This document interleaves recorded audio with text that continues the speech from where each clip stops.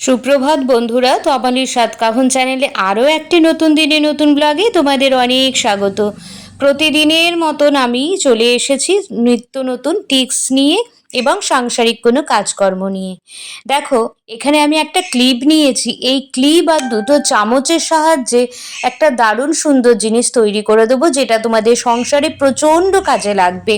তো দেখো, আমাদের বাড়িতে হয়তো সবসময় চিমটে থাকে না বা চিমটে কেনা সম্ভব হয় না। তোমরা কিন্তু বাড়িতেই দুটো চামচের মাধ্যমে, আর এরম যদি একটা ক্লিপ থাকে বা জামা কাপড় মেলার যদি ক্লিপ থাকে, তার মাধ্যমে কিন্তু তোমরা একটা চিমটে তৈরি করে নিতে পারবে খুব সহজে এবং বাড়িতেই। তার জন্য দেখো, আমি একটা ক্লিপ নিয়েছি, দুটো গার্ডার নিয়েছি। গার্ডার দুটো বেশ শক্ত করে আটকাতে হবে। আর স্টিলের দুটো চামচ নিয়েছি। তোমরা যে কোনো চামচ নিতে পারো, তবে প্লাস্টিকের চামচটা অ্যাভয়েড করাই ভালো। তার জন্য দেখো, আমি দুটো চামচ নিয়েছি। দুটো চামচ আমি খুব সুন্দর করে ভেতরের দিকে মুখ করে দুটো মুখোমুখি হবে এরকমভাবে আমি একটা চিমটে তৈরি করে নিলাম। আর দেখো, একটা ডিমও আমি তুলে দেখালাম। যদি এই টিপসটা তোমাদের ভালো লেগে থাকে আর উপকারে লাগে, তাহলে বাড়িতে অবশ্যই ট্রাই করো। আর ভালো লাগলে লাইক অবশ্যই করে দিও। চলো, আমার পরবর্তী আইডিয়া হলো, খেয়াল করে দেখবে বাড়িতে কোনো চামচের মাধ্যমে যদি মধু তোলো, তো মধুটা দেখবে সেই চামচের গায়ে লেগেই থাকে। মধুটা কিন্তু সবটুকু পড়ে না বাটিতে, বা যেই বাটিতে ঢালবে পুরোটা পড়ে না, চামচের গায়ে খুব ভালোভাবেই লেগে থাকে। কিন্তু আমি এবার যেই উপায়টা তোমাদের দেখাবো, সেই উপায়টা তোমরা যদি ফলো করো, এতটুকুও চামচের গায়ে লেগে থাকবে না মধু। আর সেটাই আমি এখন তোমাদের দেখাচ্ছি। আমাদের রান্নাঘরে যে কোনো তেল ইউজ করতে পারো তোমরা, সর্ষের তেল হোক, সাদা তেল হোক, যে কোনো তেল তোমরা যদি চামচের গায়ে একটু লাগিয়ে নাও, বেশি না, একদমই সামান্য পরিমাণে আঙুলে করে যদি লাগিয়ে নাও, তাহলে তারপরে যদি তোমরা মধুটা তোলো, দেখবে মধুর গায়ে এতটুকুও মধু লেগে থাকবে না। যেইটুকু মধু প্রয়োজন সেইটুকু মধুই তোমাদের বাটিতে পড়ে যাবে।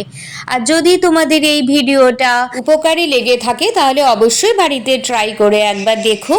আমার পরবর্তী আইডিয়াটি হলো, দেখো, আমাদের প্রত্যেকের আলমারিতেই কম বেশি অনেক জিন্সের প্যান্ট থাকে।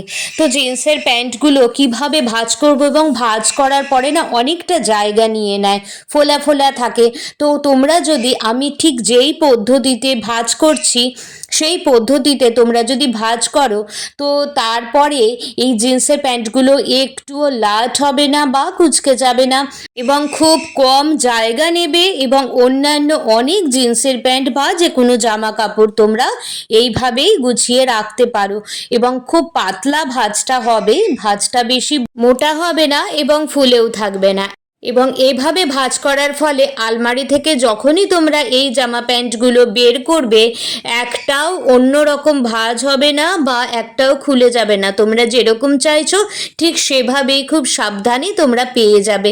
তো ভিডিওটা যদি ভালো লেগে থাকে, তোমাদের যদি উপকারী লেগে থাকে, অবশ্যই বাড়িতে ট্রাই করো। আমার পরবর্তী আইডিয়াটি হলো, আর দেখো, এখন তো প্রায় গরম পড়ে গেছে, আর আমাদের প্রত্যেকেরই কম বেশি বাইরে বেরোতে হয় যে কোনো কাজে। আর রোদ লেগে আমাদের স্কিন পুরো ট্যান পড়ে যায় স্কিনে। আর সব সময় পার্লারে যাওয়াও সম্ভব হয় না, এবং দোকানে গিয়েও কিছু কেনা বা স্কার্ফ কেনা সম্ভব হয় না। তো বাড়িতে একটা ওড়না থাকলে তোমরা এভাবে খুব সুন্দর উপায়ে স্কার্ফটা তৈরি করে নিতে পারো। এতটুকু তোমাদের স্কিনে ট্যান পড়বে না। আর নিজের বাড়িতে থাকা কিছু ওড়নার মাধ্যমেই তোমরা এই স্কার্ফটা খুব সহজে তৈরি করে নিতে পারো।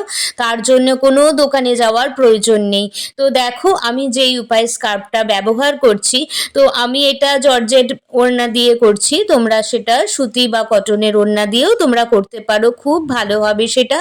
আর এতটুকু স্কিনে ট্যান পড়বে না, আর দোকানে যাওয়ারও প্রয়োজন হবে না। তো দেখো, আমি এখানে স্কার্ফটা বেঁধেই নিয়েছি। আর যেইটুকু এক্সট্রা রয়েছে পিছনের দিকে, সেটা নিয়ে আমি সামনের দিকে একটু বেঁধে নেব। বেঁধে নিয়ে ওটাকে পাশে সরিয়ে, মানে গলার সাথে আটকে নেব, তাহলে একদম টাইট ফিট হবে। আর এতটুকু স্কার্ফটা তোমাদের রোদে বেরোলেই টানাটানি করলে খুলবে না। তো ভিডিওটা যদি ভালো লেগে থাকে এবং তোমাদের যদি উপকারে বা কাজে লেগে থাকে, অবশ্যই তোমরা বাড়িতে ট্রাই করো। তো আমার পরবর্তী আইডিয়া আইডিয়াটি হলো, দেখো রান্নাঘরে আমরা প্রত্যেকেই সবজি কাটি, তো সবজি কেটে কি করি আমরা ফেলে দিই, বা সকালবেলা যারা বাসি বাজিয়ে আসে তাদেরকে আমরা দিয়ে দিই। কিন্তু তাদেরকে আমরা কেন দেব? এটা যদি খুব প্রয়োজনে লাগে তাহলে আমরা কেন বাইরে ফেলবো, বা কেন আমরা অন্য কারুকে দিয়ে দেব?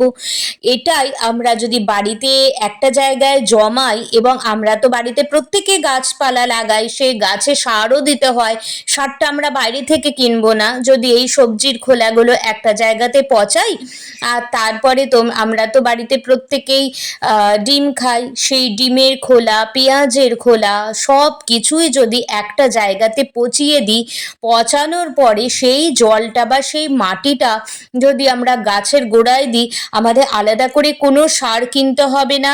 এটা খুব স্ট্রং সার হবে, যার ফলে প্রচুর গাছপালা এবং ফলন ভালো হবে। যদি আমার ভিডিওটা উপকারে লেগে থাকে অবশ্যই তোমরা বাড়িতে একবার ট্রাই করে দেখো।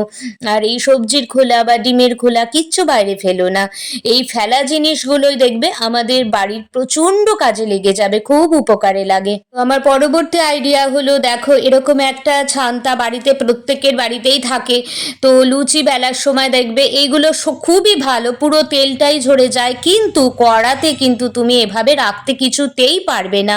তখন তুমি কি করবে, এটার মধ্যে তুমি যদি একটা চামচ ঢুকিয়ে নাও তাহলে দেখবে এই ছান্তাটা এই কড়ার উপরেই ভালো করে রাখতে পারবে, আর তেলটাও পুরোপুরি ঝরে যাবে।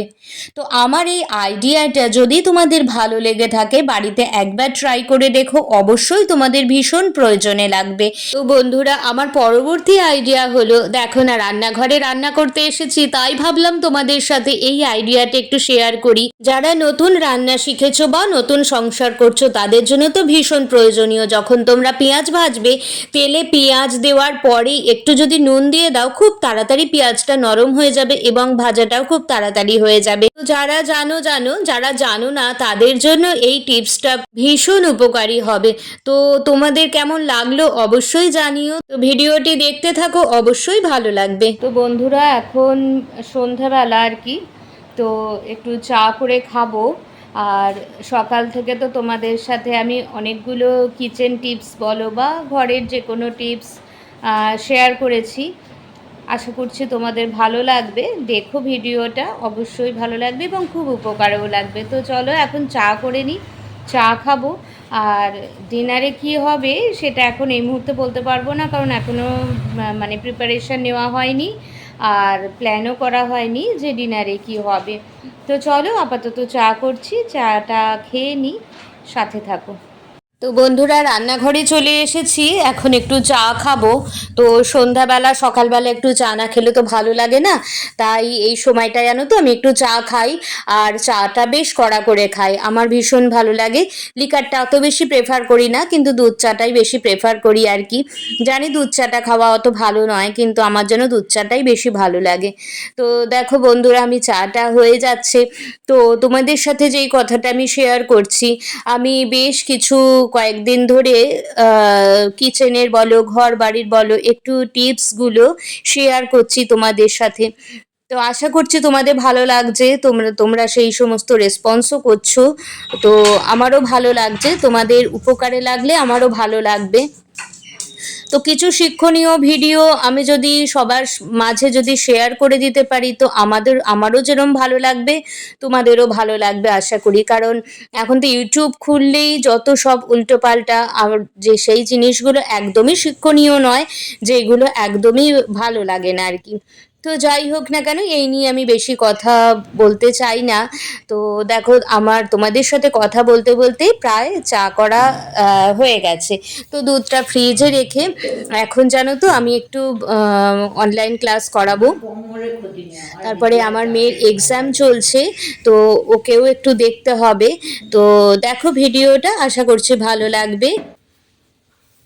তো দেখো বন্ধুরা, দুধটা তো আমার ফুটেই উঠেছে, এবার চাটা দিয়ে দিলাম। আর চা খাওয়ার পরে তারপরে আমি ঘরে চলে যাব, কারণ এরপরে আমি এখন রান্নাঘরে আসবো না। তোমাদের তো আগেই জানালাম আমার ক্লাস আছে, আর ক্লাস করার পরেও আমার ভিডিওগুলো আপলোডে দিতে হবে, এডিট করতে হবে।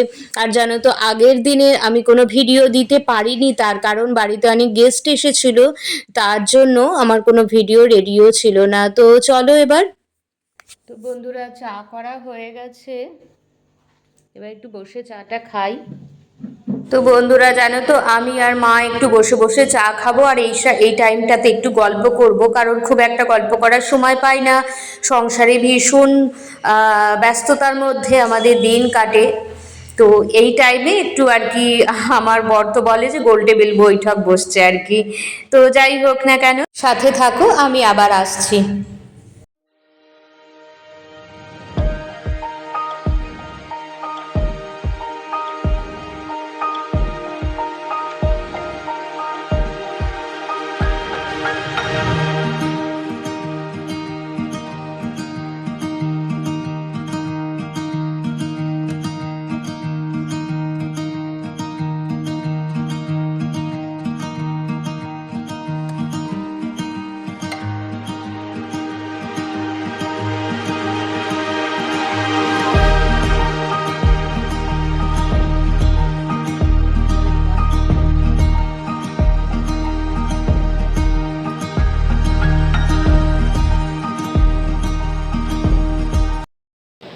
তো বন্ধুরা, এখন অনেকটা রাতই হয়েছে।